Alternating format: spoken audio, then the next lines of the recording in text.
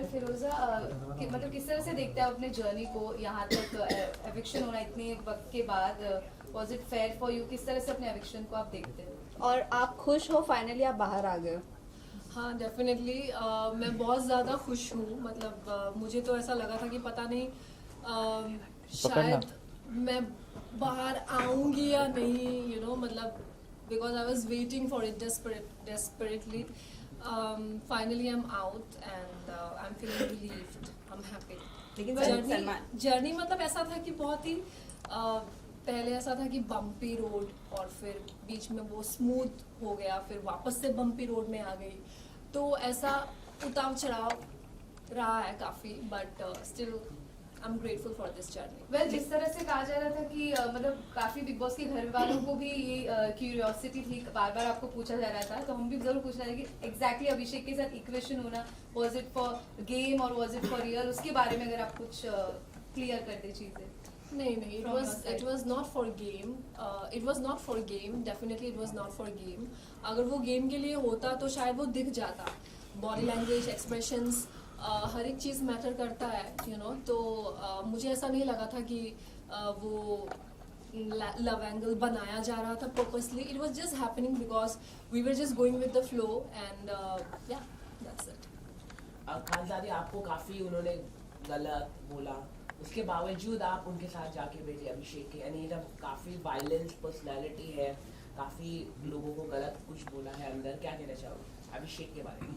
हाँ, तो पहली बात तो उनको वो चीज़ रियलाइज़ हुआ, और ये बहुत बड़ी बात है, किसी को अगर रियलाइज़ है अपनी गलती का और वो सुधार लाना चाहता है, तो फिर डेफिनेटली उनको चांस ज़रूर देना चाहिए. और हर इंसान में होता है एक नेगेटिव साइड, एक पॉजिटिव साइड. मुझ में भी है, उसमें भी है, हम सब में है, तो मैं उस चीज़ को वैसे देखूंगी. एंड हाँ, मतलब ठीक है, कभी कभी हो जाता है. वो एक बहुत ही एक्सप्रेसिव इंसान है, वो हर चीज़, हर इमोशंस को खुल के एक्सप्रेस करता है, चाहे वो गुस्सा हो, चाहे वो पागलपन हो, चाहे वो उसका प्यार हो. तो मुझे लगता है कि उसको प्यार की बहुत ज़रूरत है, मतलब उसको नहीं, मतलब ऐसे इंसान को जो बहुत ही ज़्यादा अपने इमोशंस को लेके एक्सप्रेसिव होते हैं. लेकिन खानजादी ये भी जानना चाहेंगे, आपने बार बार अभिषेक से एक ही बात कही कि बाहर कैसा लग रहा होगा, कैसा लग रहा होगा. इसी वजह से होकर आपने नज़दीकियाँ नहीं बढ़ाई या कोई और इंटेंशन था नज़दीकियाँ नहीं बढ़ाने का? पता नहीं, मतलब मैं बहुत ज़्यादा कॉन्शियस हो गई थी, क्योंकि मुझे भी नहीं पता था कि मैं कहाँ जा रही थी. एक तो मैं बहुत ही डिस्टर्ब थी अपना मेंटल हेल्थ को लेके, और फिर लोगों ने भी बहुत बड़ा मुद्दा बना दिया था मुझे और अभिषेक को लेके, तो वो सारी बातें मुझसे नहीं सुनी जा रही थी. इसलिए मतलब मैं कॉन्शियस थी कि पता नहीं वो क्या लग रहा होगा बाहर, मतलब मेरी फैमिली भी है, पता नहीं वो क्या सोच रहे होंगे, मैं नेगेटिव लग रही हूँ या पॉजिटिव लग रही हूँ. तो मैं पूछती रहती थी कि कैसा दिख रहा होगा. खानदादी, अगर हम बात करें आपकी, क्या आप आगे रिलेशनशिप बढ़ाएंगे अभिषेक की? क्योंकि जो जानकारी हमें मिली है, अभिषेक काफी थप्पड़ मारता है ईशा को, थप्पड़ काफी मारा है उन्होंने घर पर, ऐसा खुद ईशा ने बताया. तो क्या आप तैयार है इस तरह के वायलेंस बिहेवियर झेलने के लिए? क्योंकि अभिषेक का इस तरह का है, मतलब खुद ईशा ने बताया है घर के अंदर ही इज अ क्रिमिनल, ऐसा वो लोगों ने कहा. इसके बारे में बात हुई, क्या कहना चाहोगे? ऑल्सो आप कितना अग्री करते हो ये ईशा की बात पर? देखिए, पहली बात तो मुझे जिस गली जाना नहीं, उस गली का नाम नहीं लेना है. तो मैंने नहीं सोचा है इतना आगे तक कि झेलना पड़ेगा या ऐसा कुछ. वो बिग बॉस के घर के अंदर जो भी था वो घर के हिसाब से था कि हम लोग एक ही जगह में थे, बंद थे, तो एक दूसरे को देखते थे, हमें अच्छा लगता था. So we were spending time together. मैंने कुछ सोच के नहीं रखा है कि उसको मुझे झेलना पड़ेगा या फिर मैं डेट करूंगी या फिर जो भी उसका है. डेफिनेटली किसी को अगर मैं डेट करना चाहूंगी, देन आई मेक श्योर कि उस इंसान को मैं अच्छे से जानूं. और ये इतनी छोटी बात नहीं है कि आप बस ये 1-2 महीने में किसी को जान गए हो, ऐसा. It is not like that, it takes time. Khanzaadi और एक चीज है, ये आप भले ही अभिषेक से क्लोज नहीं हो रहे थे, आपकी लड़ाई भी हुई उनके साथ, लेकिन जब बाद में एक और एक चीज सबसे ज्यादा वायरल हो रही कि आप दोनों ब्लैंकेट के अंदर किस कर रहे थे, वो आवाज आ रही थी, कितना फैक्ट है वो? नहीं, वो बिल्कुल नहीं था, पता नहीं वो क्या आवाज था या क्या था, आई डोंट अंडरस्टैंड। वो कुछ कह रहा था मुझे जो वो सना को नहीं सुनाना चाहता था, और फिर मैं भी उसको कह रही थी कि you know what, like she is, I mean अच्छा नहीं दिख रहा होगा ये बाहर जो भी है, so it was like that. खानसादा, आपके अकॉर्डिंग सबसे अच्छी गेम कौन खेल रहा है और आप क्या चाहती हैं कौन जीतेगा? मैं चाहती हूँ कि ये जो गेम है बहुत ही अच्छे से, बहुत ही शिद्दत से मुनावर, अभिषेक एंड अंकिता जी, क्योंकि ये लोग काफ़ी पैशनेट है, काफ़ी डेस्परेट है और काफ़ी डेडिकेटेड है इस चीज़ को लेके। सो आई थिंक कि जो लोग अपना 100% दे रहे हैं उन्हीं को ही आगे बढ़ना चाहिए, और वो ये तीनों ही है। मेरे बस मुनव्वर की बात करें तो स्टार्टिंग में आपका बॉन्ड मुनव्वर के साथ अच्छा था, ऐसा क्या हुआ जिसके बाद आपका बॉन्ड मुनव्वर के साथ खराब हो गया?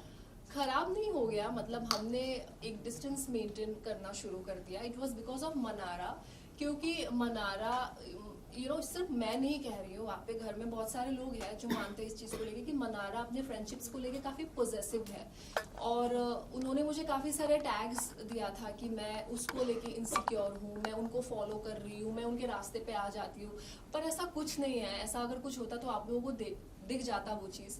तो उसकी जो गलत फहमी है उसको दूर करने के लिए मैं खुद ही दूर हो गई, मतलब जिन लोगों के साथ में वो क्लोज थी। वेल मनारा की अगर बात करें तो जब इनिशियल डेज में आप रात में जब भड़क जाती थी, जो अंकिता भी बोलती कि रात में ड्रामा शुरू होता है, उस वक्त मनारा ने एक कमेंट किया था that you are not normal, वो भी अभिषेक और ईशा के साथ बैठकर।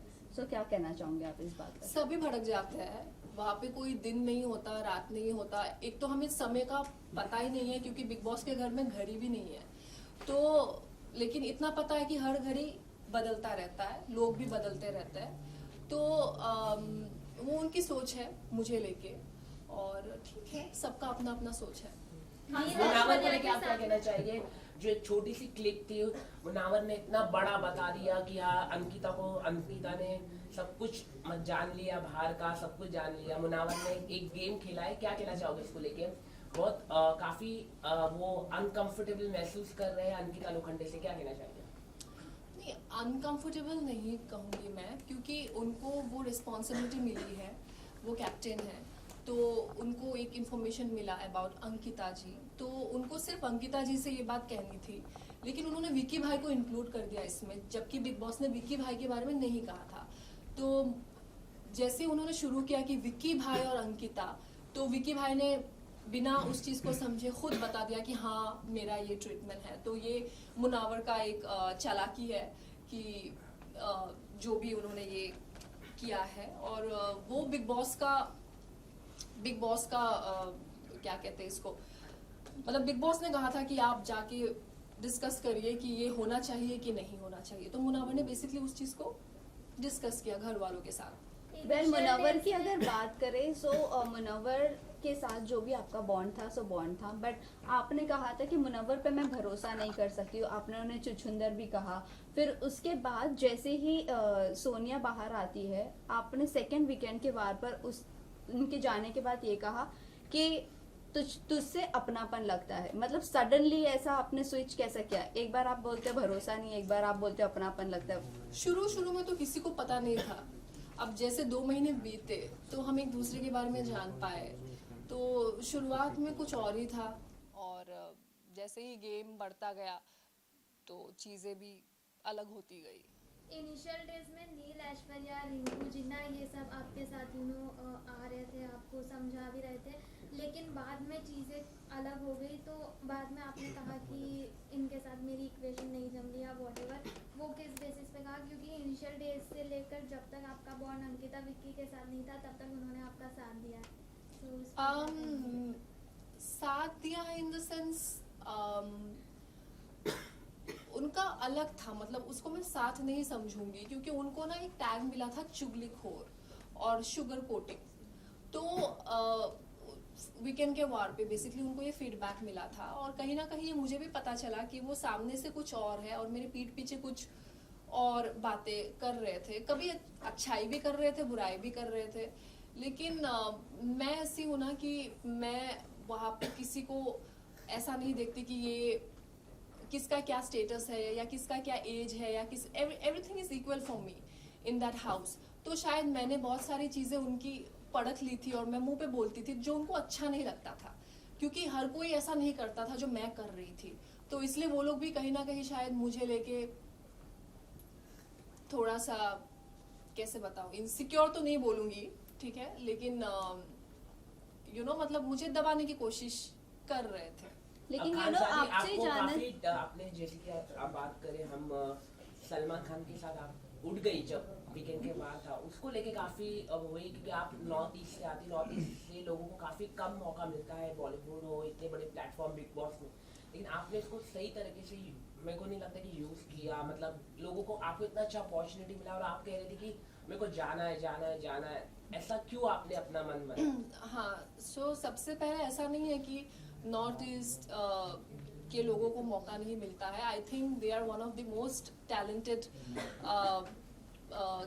पीपल, ठीक है, स्पेशली मतलब एंटरटेनमेंट इसमें।